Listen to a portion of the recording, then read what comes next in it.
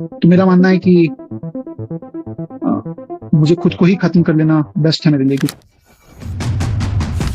कैसे 34 साल का एआई इंजीनियर सुसाइड से पहले 24 पेज का नोट लिखता है और साथ ही 1 घंटे 20 मिनट का वीडियो शेयर करता है और उसके बाद खुद को खत्म कर लेता है। और साथ ही इस बात से ये भी पता लगता है कि कैसे एक वाइफ इतनी हैवान हो सकती है और इसी के साथ ये भी साफ होता है कि हमारे देश की कानून व्यवस्था एक पुरुष के लिए कितनी खत्म हो चुकी है। आपका दिल दहल उठेगा ये पूरी वारदात जानकर कि कैसे किसी के ससुराल वाले इतने हैवान, इतने लालची हो सकते हैं। और अतुल ने जो अपने 4 साल के बेटे के बारे में लिखा है वो जानकर आपकी रूह कांप जाएगी। आपके दिल में यही कसक रहेगी कि अगर ये बात दुनिया को पहले ही पता होती तो अतुल के साथ ऐसा कभी ना होने देती।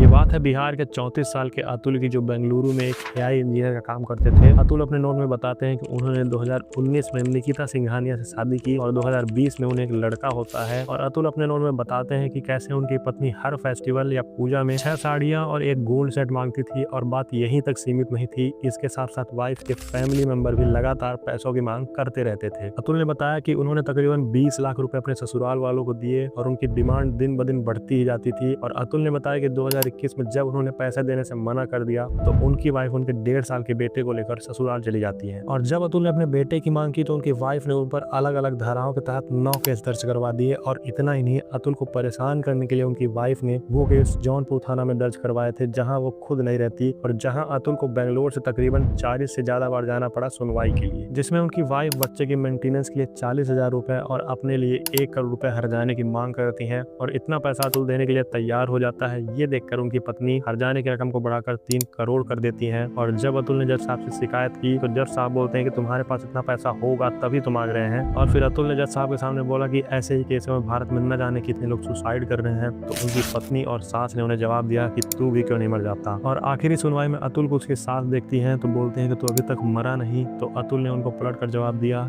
कि मैं मर जाता तो तुम्हारी पार्टी कैसे चलती। तो उसकी सास ने बोला कि तू मर जाएगा तो तेरी सारी प्रॉपर्टी वाइफ के ही नाम होगी। और इसके साथ ही अतुल ने जज के ऊपर भी आरोप लगाया कि जज ने उनसे 5 लाख रुपए रिश्वत की मांग की थी। और ये वो वक्त था जब अतुल पुलिस और न्याय व्यवस्था से पूरी तरह तंग आकर इस घुटन भरी जिंदगी का 9 दिसंबर की रात अंत कर लेता है। और अतुल इस न्याय व्यवस्था से इतने नाराज था कि उन्होंने अपने नोट में कहा कि मेरी अस्थियों को तब तक न बहाया जाए जब तक मुझे न्याय न मिल जाए, और अगर ऐसा नहीं होता है तो मेरी अस्थियों को अदालत के सामने गटर में बहा दिया जाए। जिस इंसान को उसके बच्चे से 2 साल से नहीं मिलने दिया गया, तब भी वो अपनी बीवी के लिए हर वो मुमकिन काम करता रहा जो वो कर सकता था। तब भी एक औरत इतनी निर्दयी कैसे हो सकती है? और कब ये कानून ऐसी औरतों के लिए भी कठोर होगा? कब तक एक आदमी ऐसे बदतर औरतों से हारता रहेगा? दोस्तों, इस मामले में मैं ज्यादा लंबी वीडियोस नहीं बनाऊंगा कि ये मौत मजाक लगने लगे। मुझे जितनी जानकारी लगती थी कि जरूरी है आपसे शेयर करनी है, उतनी मैंने की। और आपसे रिक्वेस्ट है कि ट्विटर पर जाकर इन हैशटैग्स को ट्रेंड करवाइए और जिससे अतुल को न्याय मिल सके।